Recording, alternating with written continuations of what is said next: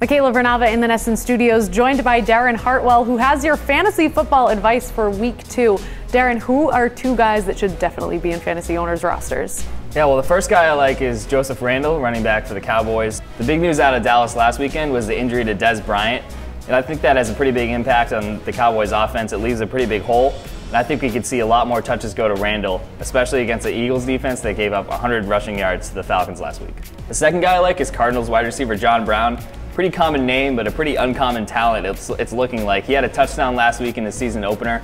Now he has the matchup against the Chicago Bears, who gave up three passing touchdowns last week to Aaron Rodgers and the Green Bay Packers. Obviously, Carson Palmer isn't Aaron Rodgers, but I think there's a very good chance that Brown could find the end zone again this week. All right, and then who do you advise owners be cautious of and maybe sit for this week?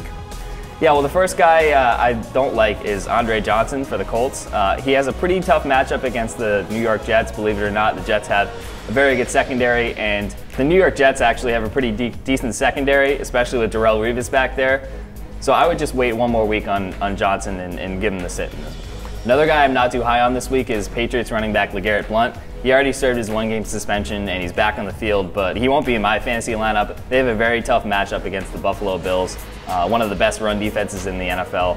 We all know the Patriots like to do all sorts of things with running backs, and I think they'll just turn to the passing game in this one like they did in week 1 with Brady throwing it all over the place. So I don't like Blount this week either.